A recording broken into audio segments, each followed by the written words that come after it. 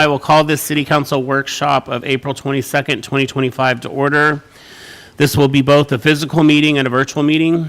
Some members of city staff or consultants may be participating via teleconference. Today's meeting may be viewed on YouTube, Facebook, and following the meeting on cable channel 10 HD 1090. Public comment is not normally taken at workshop meetings, although the council may allow or request public participation on action items. We have no action items on our agenda today. My staff has asked me to report that I recently earned my Certificate of Municipal Leadership from the Association of Washington Cities, AWC's Certificate of Municipal Leadership Program. I don't need all that. Recognizes city and town elected officials for accomplishing training in 5 core areas: roles, responsibilities, and legal requirements, public sector resource management, community planning and development, effective local leadership, diversity, equity, inclusion, and oh, look at you. The City of Oak Harbor is committed to these areas and is proud to be a member of the association. Thank you. Yeah, thanks. No, yeah, they would like to pin me, I'm sure. All right, so with that, that's all I had. I'm going to quickly ask that all of you take an opportunity to update us on your boards and commissions or whatever else you want to talk about before we get into the meeting stuff. So I will open it up to council at this time. Feel free, all at once or. Requesting to be an alternate ex officio on planning. Yes. Okay. Yeah, I have that from our meeting. I just haven't done anything. Yeah, we just met on Monday, right, or Tuesday. So, ex officio for planning. And is that all you wanted to report on? How about transportation? Any updates there? Anything? No. Okay. Anything else? Nothing. Yes, Councilmember Marshall. Progress is being made at Freedom Park for a disc golf course out there. They've done some clearing and marked out where the holes are going to be, activating some walking trails out there, and so very exciting for the potential to have disc golf out at Freedom Park. Nice. Yeah. Also, a quick shout out to our Parks Department for their luncheon sponsor of the chamber this last week. They did a great job, and it was also like a precursor to our C-Clear meeting that we had later in the evening. But they, Liz and the gang did a great job in highlighting all of the upcoming summer programs and the things that Parks and Recreation will be offering to the community. So, and thanks to Carrie Stuckey for all the work that she does on that board as well. All right, well, if there isn't anyone else that wants to add anything further, I just want to say again, thank you to all of the volunteers who serve on these boards. Your participation is very much appreciated. And if there are no additional comments from council at this time, I'm going to move along to the city administrator monthly departmental report.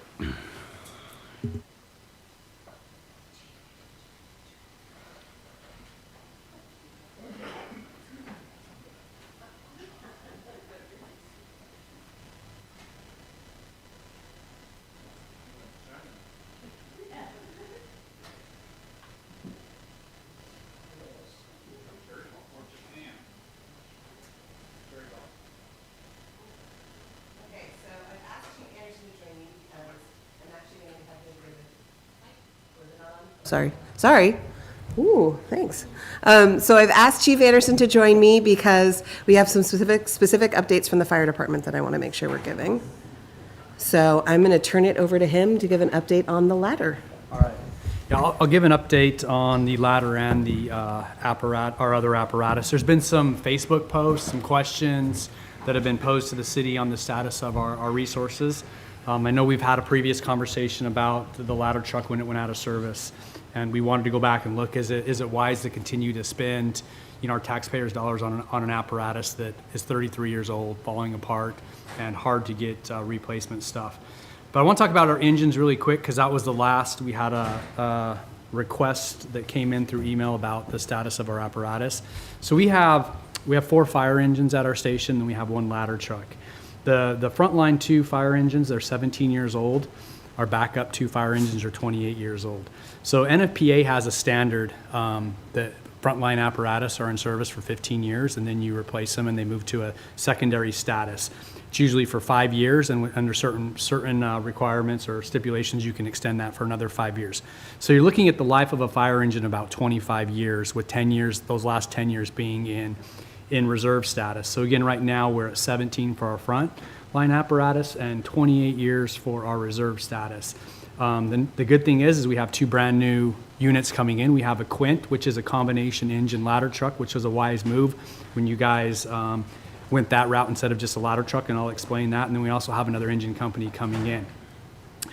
One of the challenges that has happened the last couple of rotations where they bought fire apparatus is they've been purchasing 2 at a time. There's usually a cost savings. Maybe they give you $10,000, $15,000 off for buying 2 at a time. The challenge that happens is that's great when they're brand new, but when they get to 15 years old, that means your backup reserves are 30 years old, right? And as you're getting closer to that 15-year range, those are starting to break down a lot more, and you're relying on your apparatus that are, 25, 26, 27, 28 years old, and they tend to break down a lot. So our apparatus have been having mechanical issues, but we've never not had at least 2 engine companies that are ready to go all the time. So there's not been a risk to the community. Our garage has just been having to work a little bit harder, and we've been having to send our vehicles off island to get some work done on them. So is there any questions I can answer on the engine company, the engines? So now moving on to the ladder truck, because that was originally what this was for. So ladder 81. Right now it is out of service for numerous reasons, but I want to go back to 2018. This was obviously before I got here.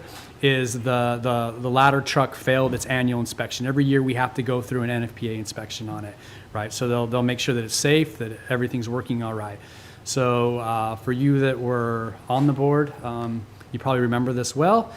So there was numerous cracks, and I believe the previous chief gave you 3 options to either kind of fix this one, go buy a used one, or buy a brand new one. And they're over in that section on the option cost time. So in February 2019, the city council agreed to spend $157,000 and change with an estimate to add 5 to 7 years of life. So again, that would take us to 2024, 2025, which is where we're at today. Our ladder truck went through an inspection this last year, December 2024, and it failed numerous things. First off is the swivel is leaking water into the electrical system. Second, the ladder raise and extension, it has to rotate in a certain amount of time. It barely made that. We've looked over the last 3 or 4 years, and it's getting slower and slower and slower each year. This year, they had to do it numerous times for it finally to pass. And I'm afraid that next year, it's going to be a little bit slower and it's not going to pass. And we don't even know what that's going to cost to fix that piece. The front tires are expired. According to NFPA, they're still in good condition because that unit doesn't run a lot, but they're, I believe, over 8 or 9 years old. And then the pressure relief valve is operating at too low of a pressure, and then the emergency lights aren't working anymore. So the biggest issue for us was that swivel. We reached out to the manufacturer.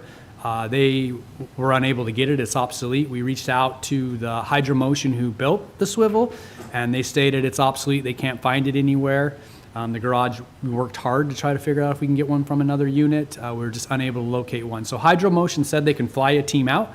They can look and see if they can rebuild it, but they don't know what that is even going to look like and how long it would be out of service. So kind of best case scenario, they said the estimate for the swivel would start at about $10,000, but could go up to exceed $25,000 easily. The vehicle wouldn't be ready till the spring, right? So this happened in late December. We got the inspection. We were working on it. So January is when we were trying to track down other ways to get the swivel. So again, it wouldn't even be ready till best case scenario around right now, April, May. And we knew we had a brand new unit coming in that was supposed to be here in July. Now it's going to be the 1st of October. So it got pushed back a couple months because of some delays in the hurricanes in Florida. The front tires are $2,420 to get those new front tires. Again, fixing that ladder speed, it's going to be in the hundreds of thousands of dollars to get that fixed. And then again, the emergency lights stopped working after this. I mean, the reality is the unit's just 33 years old, right? And how much money do we want to continue to dump on a vehicle that's 33 years old and it's already 8 years past what NFPA even says is acceptable? When they do, the Washington State Rating Bureau comes in and rates these vehicles, it gets 0 points because it's so old. So again, I met with the mayor and said, hey, do we want to continue to put money in this apparatus? And for me and the fire chief, it doesn't make sense for numerous reasons, and I'll go through it. So I already talked kind of about this. NFPA 1901 is 15 years for its front life. Then it's normally 5 years again for to run as a backup unit. But based on some other factors, you can extend that another 5 years. So again, 25 years is the life in NFPA. And a lot of that reason is because it's safety. Imagine how much things that have changed on the apparatus to make it more safe for the operators and the people that are on it. So again, ours is 33 years old right now. So I look at it from an operational standpoint, and for a small jurisdiction like us, I would never order a ladder truck that didn't have a pump on it, right? So if this vehicle actually goes out, we would have to take our only engine that we're operating right now that has a pump and tie it to that truck so it can actually get water and pump water through the stick. The beautiful thing, the new Quint comes in, it has an engine already built in it, just like a fire engine. So it can take care of itself, supply itself, do all those operations. And so if we're talking about rescue, because that's been some of the concerns on Facebook, is we're potentially putting people's lives in jeopardy by not having this ladder truck in service. I can tell you I was a captain on a ladder truck in a busy area for a long time. If we had to rescue someone, I would go through a ladder long before I ever put the stick up. By the time you can put the outriggers down, get it rotated, get it positioned, get it into space, we could already have that person down probably 10 times by just going and throwing a ground ladder. So I don't think it's any faster. I think it's slower. To me, ladder trucks have their purpose, and it's usually like the apartment fire we had the other day, is getting an elevated stream to help us put out the fire a little bit easier. By that time, when we're putting 1,500 gallons a minute from an elevated stream, we're ruining everything that's in that house anyway. It's getting flooded, right? So there's no really life safety that it's going to impact property conservation. It's not. We're really just getting the fire put out a little bit easier and faster rather than being there for another hour or two trying to hit it from the ground, which is a really hard angle to hit it at. Second, we don't even staff our ladder truck. It has not been staffed. It's usually we require people that come back in on callback to come get it. So if it was a life safety issue, the ladder truck's getting there 15 minutes later anyway. Any life that we needed to save, we would have already done that on our initial engine companies that are going there. Third, like on this fire, one of the things I did when I got here is when we had our fire responses would page out Oak Harbor Fire Department. And then we would have a second alarm, a bigger fire, and it'd page out Oak Harbor Fire Department, right? There was nothing built in there to use our partners, and to me that doesn't make sense. So on this apartment fire, what you've seen is the response was so fast. If you guys saw that press release, we had all the units within there, including the Navy, in less than 11 minutes. It's because they're built instantly in our carts, right? When we have a fire, I want people going right then and there. I don't care where they're coming from. We don't have such a big ego that it has to be just Oak Harbor. If the Navy can get there faster, or if North Whidbey can get there faster and put water on that fire, that's what's best for our residents. So we went and changed all of our response cards, so these units are coming right away. And so again, while our ladder truck's been down, we had ladder 71 from the Navy there in 11 minutes, and we had it stick up and it was spraying water. So again, there was no risk to the community by the status of our apparatus. So again, the plan going forward is, my recommendation is to not continue to toss money at a vehicle that is 33 years old, and every time we fix something else just breaks on it. Our new Quint, which will have a 75-foot ladder truck on it, it'll have a pump, it'll have everything it needs to have on it, is going to be here in October. So in the meantime, we're relying on the Navy to provide that ladder truck for us, and we'll continue even after this, because our ladder truck could be on another call. It's going to be running out as a first response, so it could be on a medical call or something else, and that's why we rely on our partners, and vice versa. We're there for them when they need us.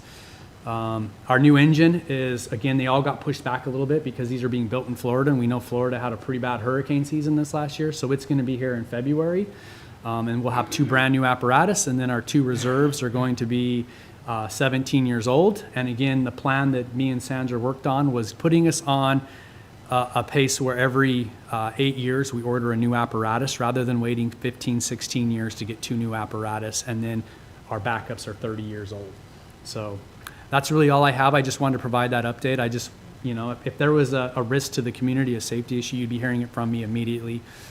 We have made these decisions with city management, and I'm confident and proud of our guys and proud of our last response. I mean, it worked out seamlessly exactly how we wanted it to work. It was kind of a parade of North Whidbey and Oak Harbor showing up at the same time, and the Navy just a couple minutes behind. So at this point, if you guys have any questions, I'd be happy to answer them. So really quick, I just wanted to add too that we have had discussions with the base, and we coordinated with them to let them know the situation that we're in, and they're more than willing to step in and assist us there. So, and obviously, with this being a potential safety hazard to our employees and staff, it was a no-brainer for me to say that we were going to take this out of commission and not be utilizing it any further, because I don't want to see someone get hurt. So.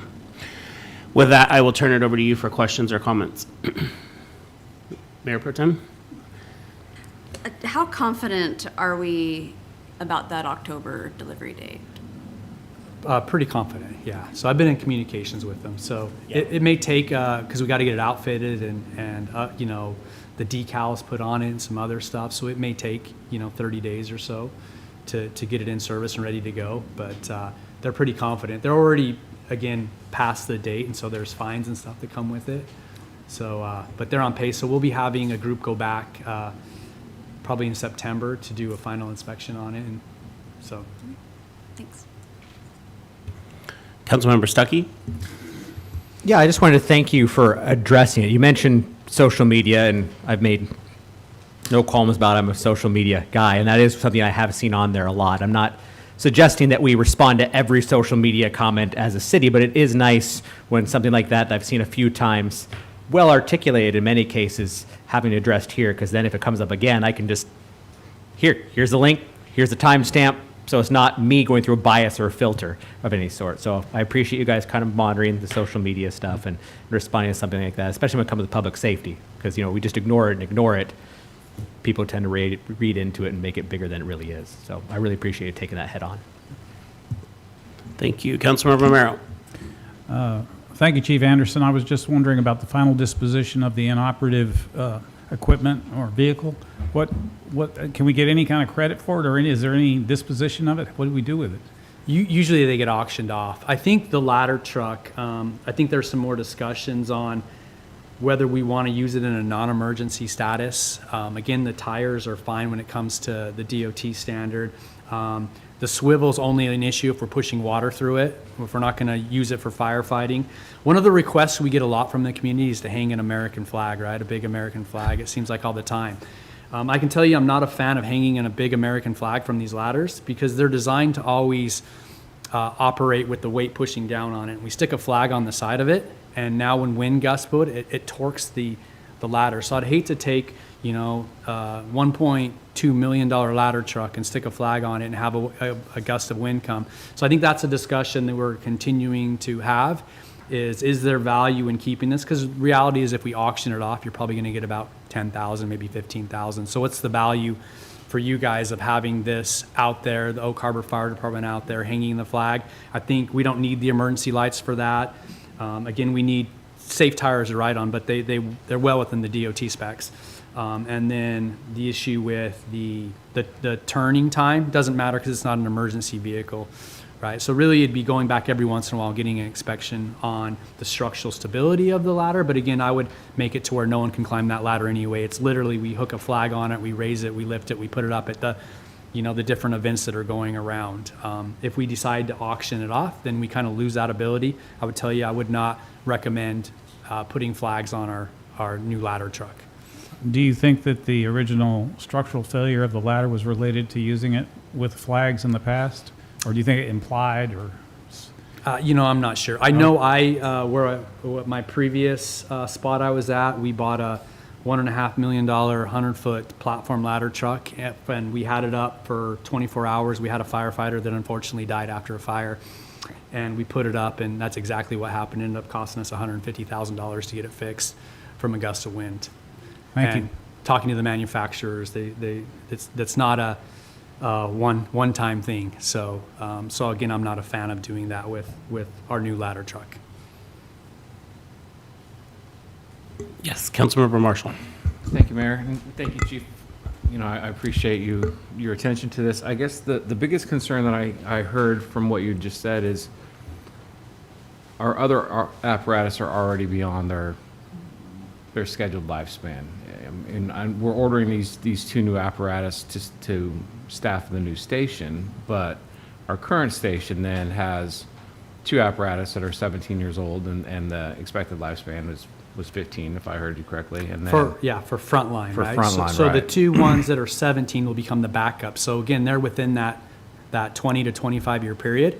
So the idea is that they both have 8 more years of life on them. Obviously, they break down more, but they're going to be in a reserve status. So that was what me and Sandra said. We've already been setting money aside, so the fire department shouldn't have to come ask you to find money for an apparatus. We're already setting it aside from our budget, which is, a little tougher for us to fit within our budget of what we're doing. But in 8 years, 7 years, we're going to come ask you to approve a purchase of another fire engine, right? And that's already money set aside, so you shouldn't have to go find any money. We've already got it set aside. And then that way, when these two hit 25 years, we're going to have a reserve that is only 8 years old. So you'll have, a Quint that's 8 years old, right, that operates as an engine in a truck. You're going to have a brand new engine because we're going to ask for it, and then you're going to have a reserve that's 8 years old.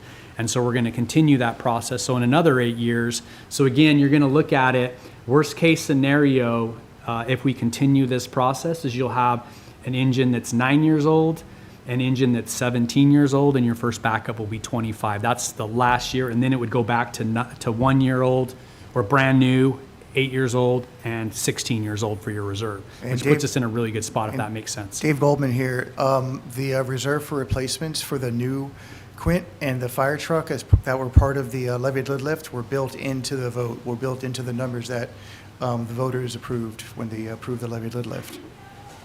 So those two frontline are per department, not per station, then? Correct. So Okay. the Quint will go down to station 81. Okay. And the engine will go to 82. And the reason the Quint needs to go to 81 is when they ended up changing the layout of the fire station, they had to decrease it was supposed to be a 3-bay station, and it wouldn't fit with, I guess, whatever happened there. And it went to a 2-bay station, but they also had to decrease the size of the bays doors by 2 feet each. So getting a ladder truck in that station would be super tough. And the reality of it is you're going to want your ladder truck closer to where your commercial industry, your commercial district is anyway. So 81 makes more difference. So ladder 81 should go in service around October of this year. And then engine 82, as soon as the new station will open, we'll have a brand new engine. And then we'll go back and then we'll replace engine 82 in another, 7 years. We'll order it, hopefully get it in 8 years. And so then engine 82 that's only 8 years old will be your backup reserve that could fill in at station 81 or 82. It wouldn't matter. Okay. So Okay. All right. Thank you. So just a quick reminder too, that we as an administration, all of the department heads are working very collaboratively and with these replacement funds and making sure that we're setting ourselves up for success and forward to 8 to 12 to 20 years from now to where we can start making some of these decisions to make repairs or improvements or, replace buildings more comfortably than than the position that we're in right now. So we're working really hard to make sure that we're doing that. So. Anything else? All right, well, thanks, Chief, and then we'll go back to you, Sabrina. Thank you, Chief.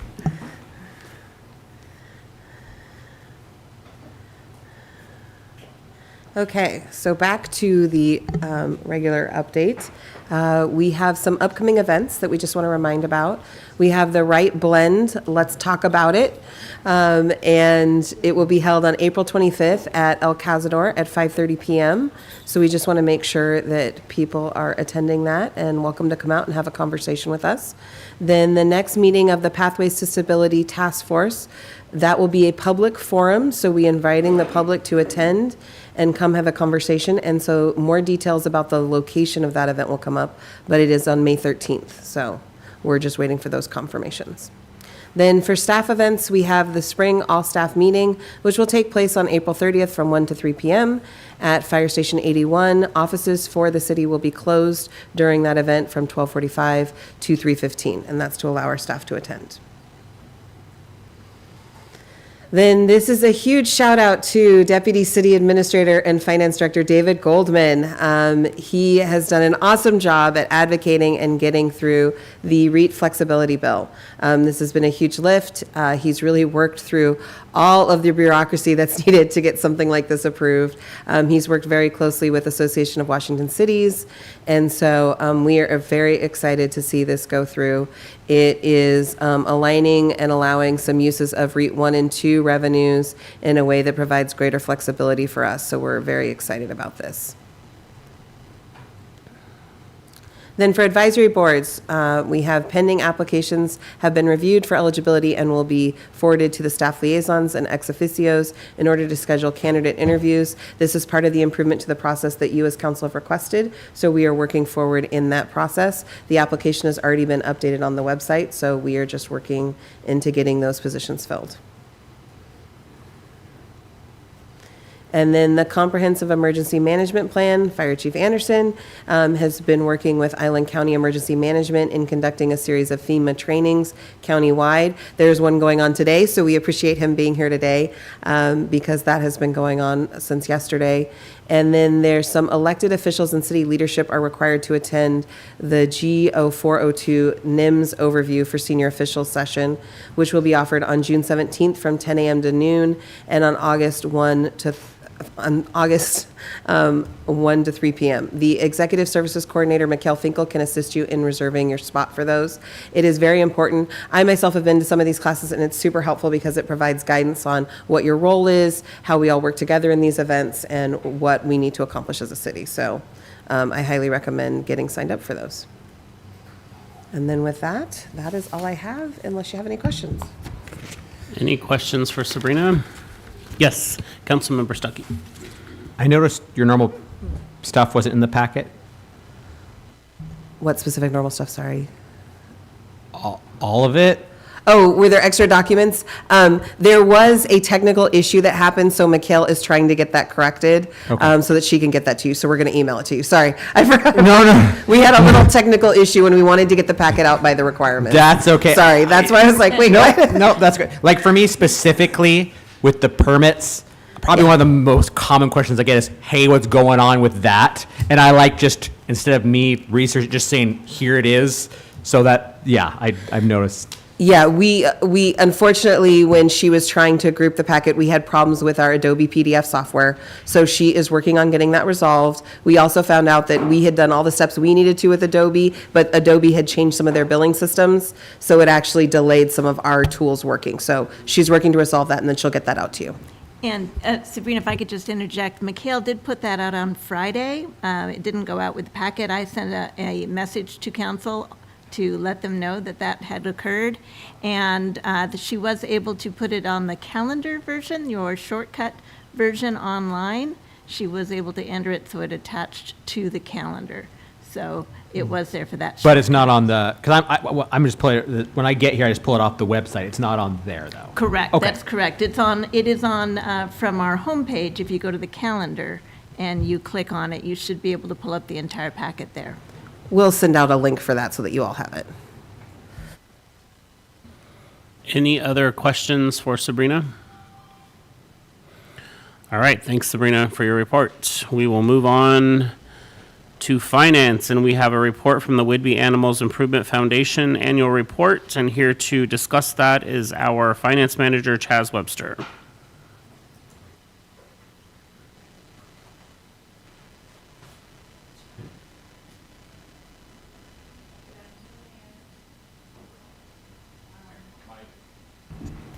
I'll repeat.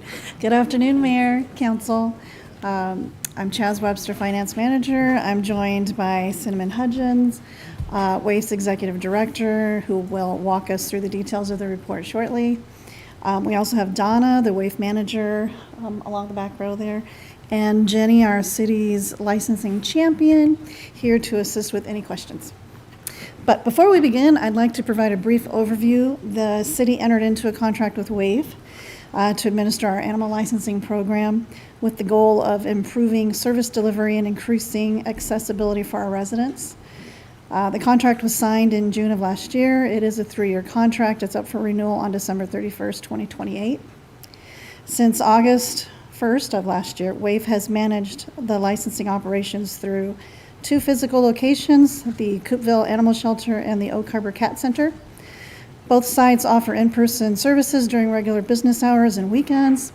Additionally, WAIF has an online licensing platform available 24/7, directly addressing longstanding concerns from residents and our police department about limited weekday-only access to City Hall. The report you'll see this afternoon is required by the contract. It includes statistical information on the services performed, reflecting the impact of this partnership and the progress that we've made in enhancing the animal licensing services in our community. So we will get started with presenting the report. I believe. Do you want me to do this for you? Sure. Okay. All right. Okay.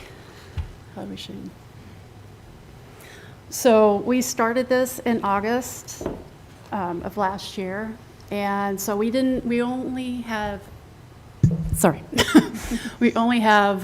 WAIF's data. So we don't have the city of Oak Harbor. So everything from 2024 to 2025 is just WAIF numbers. And typically in 2025, the numbers go up because people are renewing. If you go down, I'm looking at 2025 primarily it's usually cats that are not licensed. It's mostly dogs. But it's good to see how many are licensed with the new licenses especially. The online, we're getting lots of positive feedback on the online option of purchasing. It just makes it easier, and I think that helps with compliance as well. So it's gone up a bit, almost 4%. The national average for licensing is 13%, and it's usually lower. The lowest compliance rate is in rural areas. And I also want to add that Donna has put in licensing, in-person licensing at our Freeland Cat Cottage, because often people will go down there and bring their cats back. So we'll have 3 locations now. On the next, the demographics. Is there anything else you already have it. Okay. It's, there's only 1 zip code for the city of Oak Harbor. And so we can go through that. It's just a visual kind of or illustrative example of where the licenses are, the license holders. Breed popularity, this is not exact, but it's switched up or switched over in 2025. Still with doodles, smaller dogs in particular were licensed. I'd like to see how that breaks down for the over the year, because I think the more responsible pet owners are older and they have the smaller dogs usually. Age distribution of the pets, it's right there, that's gone up as well. And then we'll look at the chart that's coming up on, I believe, 5. But if you move forward, it's it just kind of shows you, we had some outliers, but that's generally where you'll find where the pet owners, licensed pet owners are. And then on 2025 through March, we have more. So I don't know if you want to go ahead. All right, so this next slide here is just giving you an idea of our licensing trends over time. I started with 21, and you can kind of see we've had a little decline. But I think with the help of WAIF, we were able to have a lot more in our compliance. So we did have an increase, even in 24 over 23, by about 15%. And I looked at 25, and it looks like we're currently, trending towards potentially a very large increase. And so we're really happy about that compliance there. We'll next look at the revenue trends and, of course, our late fees and penalties collected.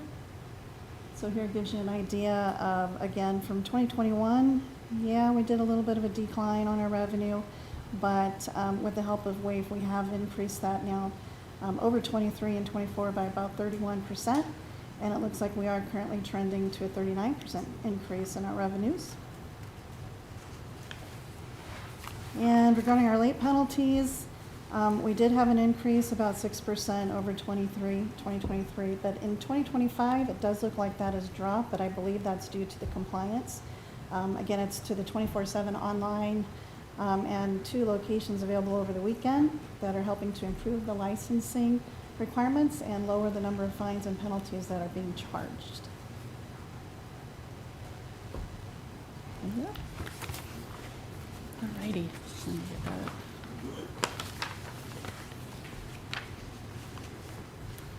So we don't issue any license, I'm going to go past the pet citations because we don't do that.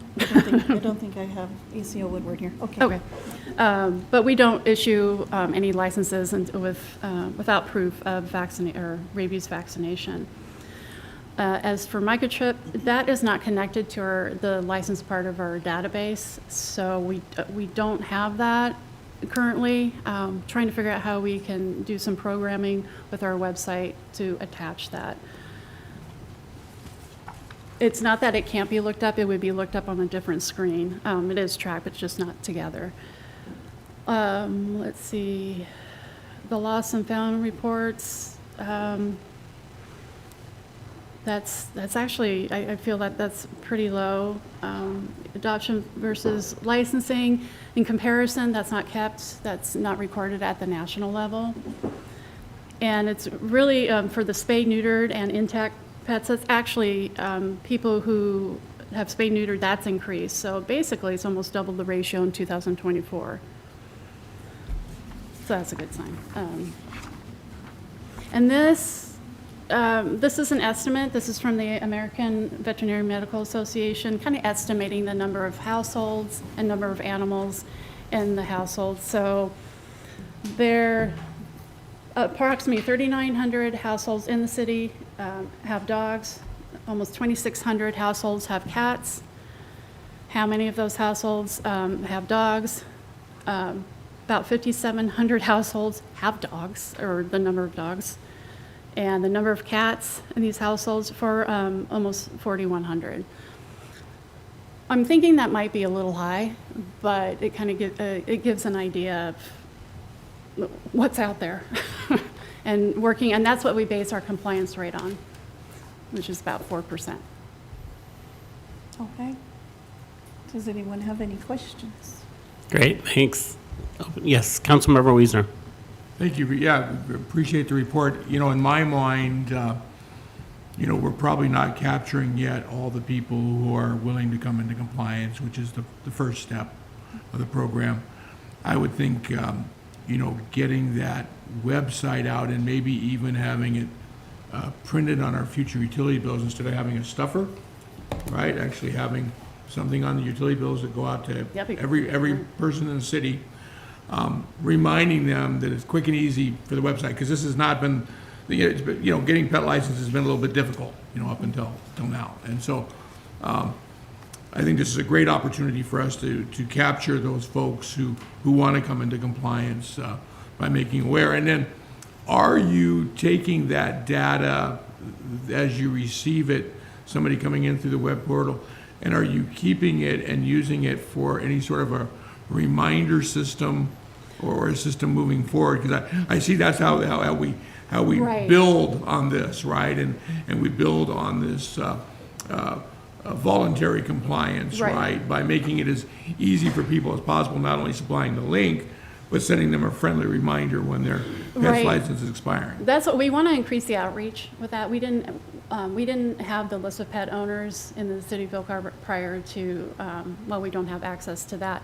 But 2025 will be a full year, so we can send out reminders via email, via postcard.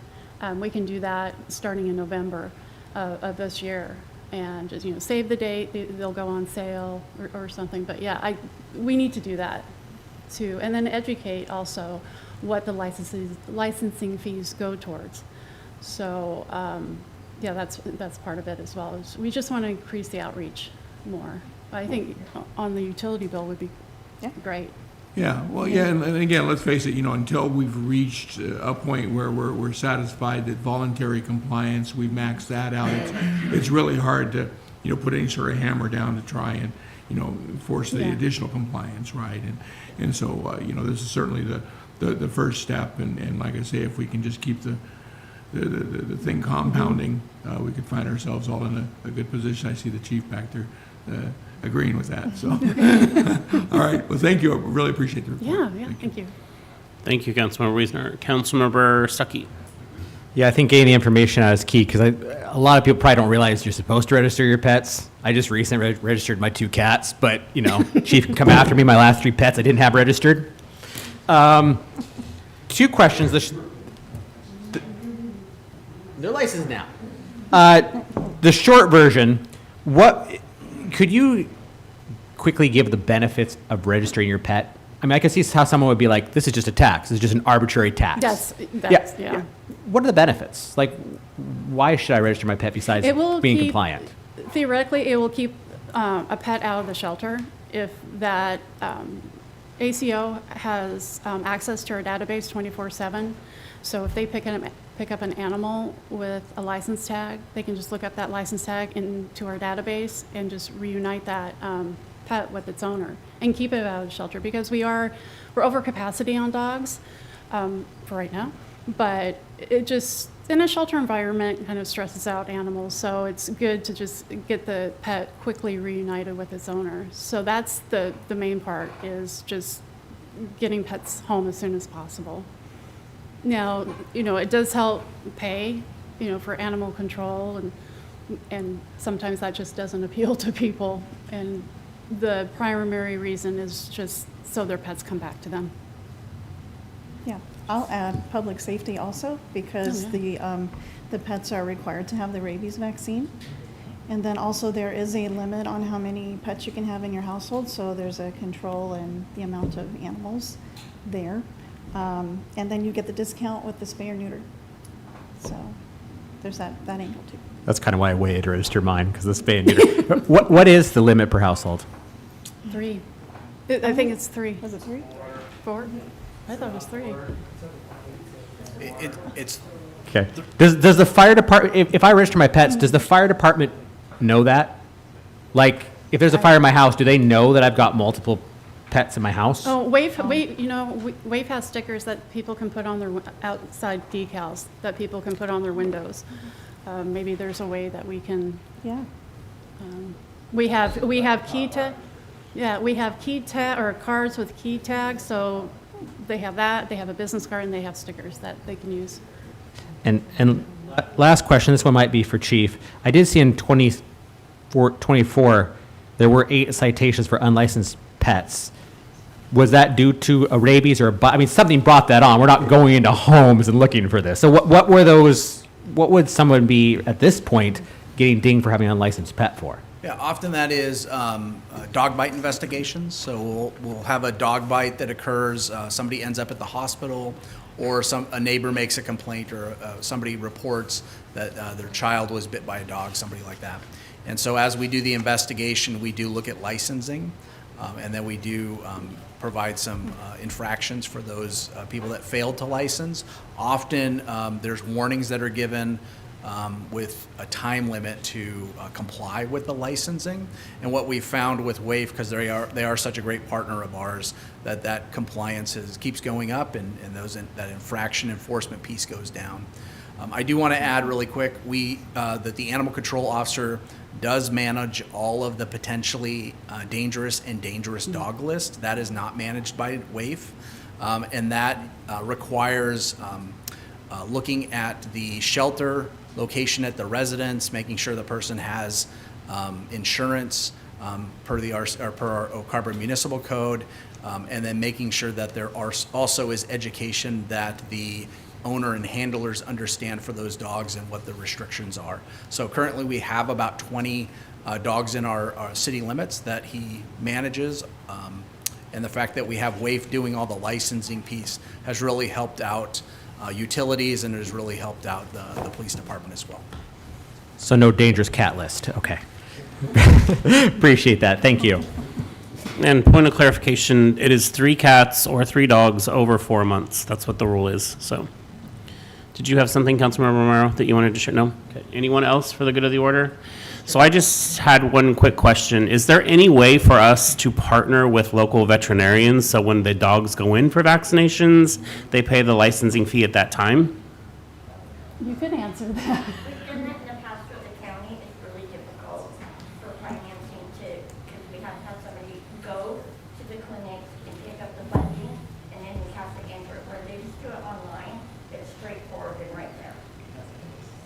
But it's not, we can also include some collateral and give it to the vets too.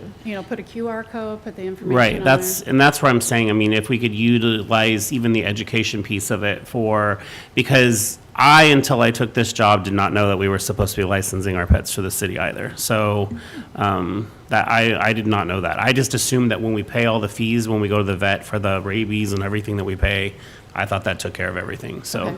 Yeah, so it was educational for me as well, so, all right, it's just a thought for us to reach more people also, so. Well, thank you very much for your presentation. Thank you. All right, we are going to move forward to Development Services Proposed Code Amendment regarding clearing and grading, and here to introduce is our Senior Planner, Dennis Lefevre, to present. Thank you, Mr. Mayor. Can you all hear me all right? Yes, we can, Dennis. Okay, good. Thank you. Thank you, Tim. I am presenting the combination of clearing and grading in our code amendment process. First slide, please, Tim. Currently, land clearing and grading are done by 2 separate departments in our city. Land clearing is done by Development Services and is encompassed in Chapter 1947, while the grading regulations fall under the guise of Engineering Division. Regulations are found pretty much throughout Title 12, which is our stormwater title. 2 main things that we're going to be looking at with this amendment. One is that we are actually moving the land clearing chapter of 1947 out of that title and moving it to Title 20, and then combining it with the grading code. And the reason we're looking at Title 20 is it's the environment title, and there's a lot of linkages, obviously, with clearing and grading to other aspects of Title 20, such as the geologically hazardous areas, flood damage prevention, vegetation prevention, stormwater. The whole list of environmental impacts are clearly related to clearing and grading. And also it's consistent with other state laws that are couched in Title 22, which is the Forest Practices Act administered by the DNR, and then of course the Shoreline Management Act, which is administered by Ecology. Next slide, Tim. And the other big aspect of this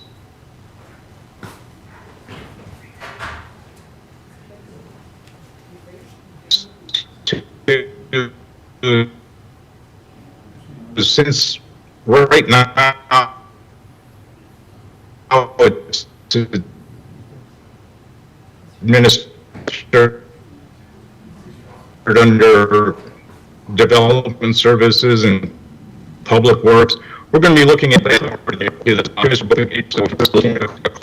Also, our engineering department is well versed with working with forest practices in the administration of the Stormwater Management Manual for Western Washington.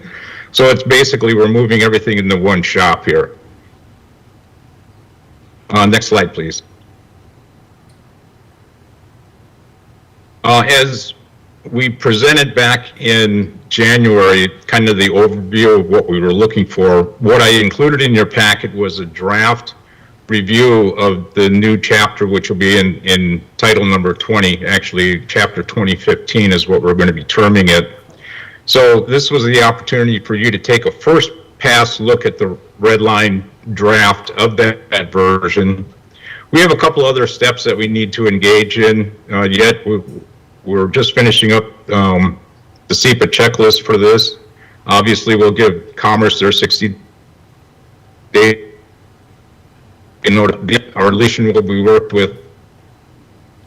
And also, the last two items here, the Planning Commission public hearing and the your public hearing, have been shifted to June and July respectively. So it'll give us enough time to make sure that we coordinate with Public Works on what our draft looks like, and also give our legal team some adequate time to prepare the ordinance. So with that, I know Steve is there. I think John was going to also be present from Engineering Division to answer any questions you might have on this draft of this code so far. So that concludes my presentation. I'd be happy to answer any questions you might have. Great, thanks, Dennis. Yes, and Steve and John are both here. So, council questions? Yes, Councilmember Wiesner.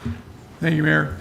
I guess more of a couple of comments, you know, because I just want to be forward-thinking here. I mean, it certainly makes sense to combine the two of these, but, you know, I want to make sure that the rest of council and for those people who are hearing understand the difference between clearing and grading. You know, in clearing, you would be chopping down a tree. Grading would be removing that tree stump. You know, I mean, it's obviously a bigger definition than that, but when you get to moving earth, right, moving dirt around. In fact, in the past, I think we've been using, I think the county's code is what, 500 cubic yards of combined cut and fill, you know, constitute a grading permit. I don't know if the city of Oak Harbor is using a similar terminology, but grading was typically created when you were moving of earth, and of course, when you're moving earth, you've got more chance of damaging wetlands. You've got more chance of erosion control, diverting runoff to a neighbor's property. And so grading permits have always been an engineering type of thing, where clearing permits have always been, you know, somebody going out with a chainsaw, chopping down a few trees. And so I certainly get the idea of the combining of the two, because it certainly makes sense, and because right now they're really in you know, in the clearing permit side of things, especially in DNR regulations, there's very little protection for any critical areas or anything. You can get a type 2 forestry permit, for example, and clear right up to the edge of a wetland, as long as you're not removing the stumps. And that's how they get around it, by not having to get a grading permit. So with that said, what I do want to make sure we do is we don't make getting a clearing permit for a small clearing project so complicated that it makes it so people try to avoid getting them, right? You know, a grading permit, obviously, you get into things like soil restoration and erosion control and you know, bioswales, and, you know, maybe even having to have a, you know, turbidity specialist on site, you know, testing the runoff. You know, if somebody wants to chop down 2 or 3 trees, maybe not so much, especially if the ground vegetation isn't going to be disturbed or removed down to bare earth. So what I don't want to do is I don't want to have people be so discouraged about getting a small clearing permit, because now they have to follow the clearing and grading process.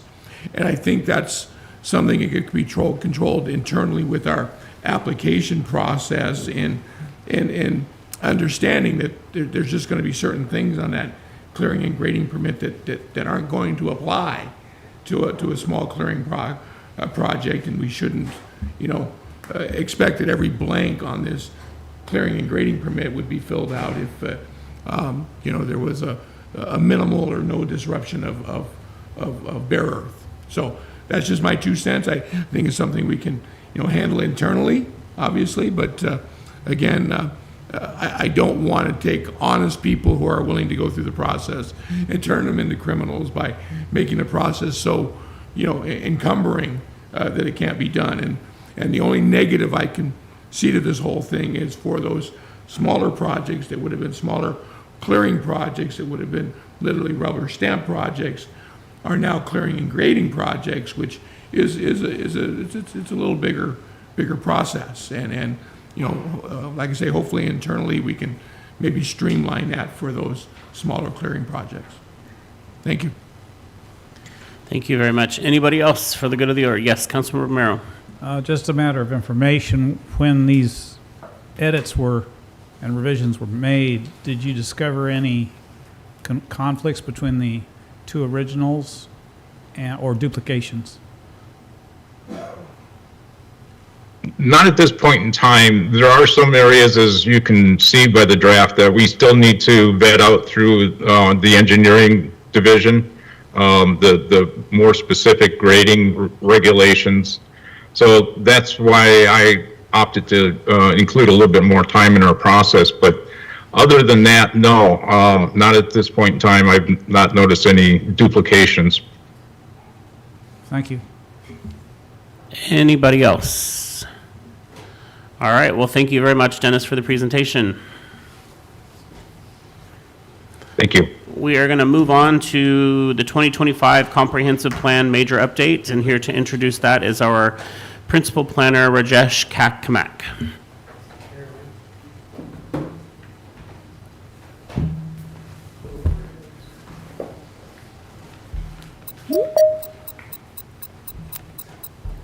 Want me to pass anything out?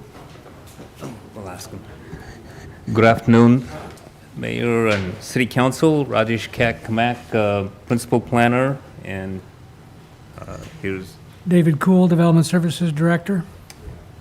Before I start anything, I know we sent an email yesterday to the City Council with a letter and map. I do have copies. If you don't have access to that, let me know. I can share that with you right now. Are we all good? Do you need any copies? Do you have one? All right, there. It's easy. You might as well just pass them out now. That's the... You know what's too long. That's the map.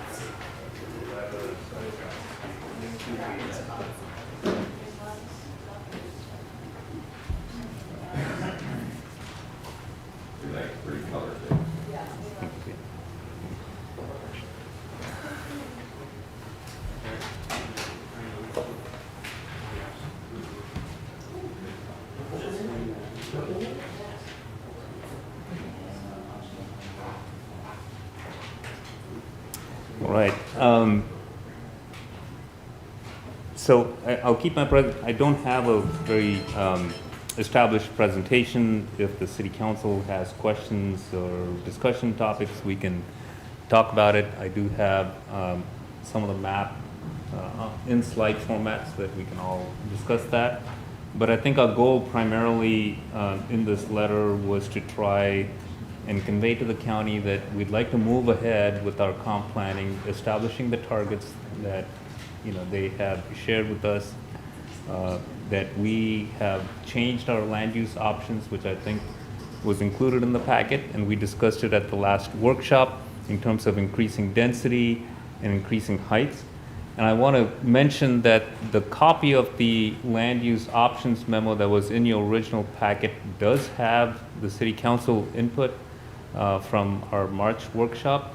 We included, I think we got comments about incentivizing accessory dwelling units, so we included that as a statement.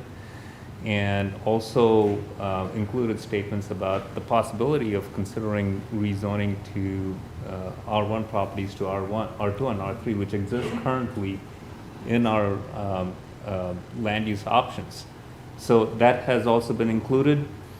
So the letter is trying to convey that we are trying to address the revised distribution that the county has requested through this memo.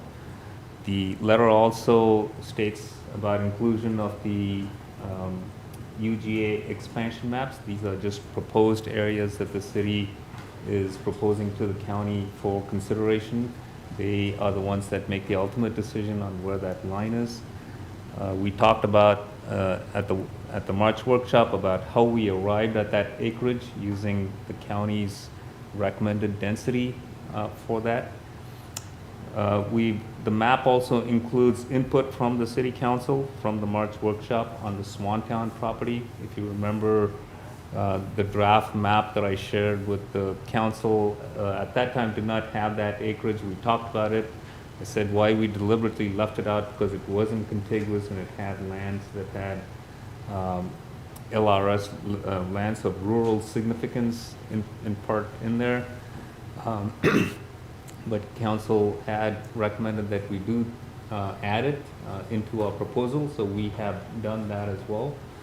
So if there are any questions about the letter and what we're trying to convey, I'd be happy to discuss that. So with that, I'll turn it back to the mayor and the council. All right, so it's back to you guys. Do you have any questions or comments? Yes, Councilmember Stuckey. And I don't know the exact boundaries, so I'm sure you've taken into account the proposed 71 acres on well dryer. Isn't part of that in a conservation easement from the Facoma farm? Or is that right next to that area? The question I think is on this. It's area. not. So this is the conservation easement, I think, is. It's to the. It's to the west, south and west of that. South and west. Okay, I just was making sure we we're considering that as possibly developable if there's already, okay. That was my only question. Anybody else? Yes, Councilmember Wiesner. Thank you, Mayor. CAC, in thinking ahead, probably beyond this, right? Because the next step the county's going to want to have is some conversation about UGA swaps. I assume you have some thoughts prepared for that when we get to that point. I know that it was a subject that they had brought up several times about possibly some of this new UGA land that we're going to propose, that maybe there's some land currently in the UGA that should be coming out of the UGA, and yeah, I think we talked to land swap or use swap or something like that. I mean, we'll be open to any consideration that they have. It's their UGA. There are some state laws in terms of what can and cannot be removed from the UGA. So we'll just have to make sure that we meet state criteria, but yeah, absolutely. I mean, we're open to it, but we're not recommending anything other than this commercial area that we're recommending for swap. Yeah, I just wanted to bring it back up just Absolutely. because Yeah, I mean, the conversation on this UGA will continue. It certainly will. This is just the start. Yeah, it certainly will. But no, I think this is a great start. I think it's addresses what we've set out from the beginning, right? To get some additional space, get it in the areas where we have infrastructure at least heading, and do it logically and do it in a partnership with the county. So certainly a good start in the right direction. Appreciate all your efforts, really do. Absolutely. Great, thank you. Anybody else? Everyone's happy? All right. Mark that down in the minutes, Julie. We'll send the letter out to our county folks today, or tomorrow. Thanks so much, CAC, for working on this. All right, our last topic for the day, and this is going much faster than I thought. Police staffing update from our police chief, Tony Slowick.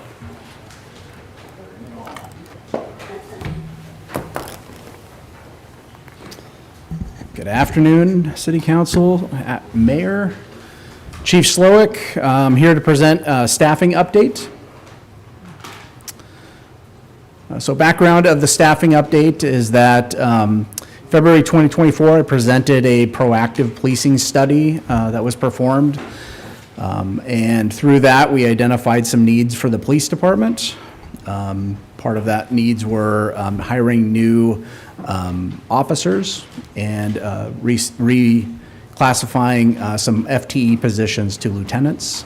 I then represented a staffing brief on August of 24 during my police department annual report.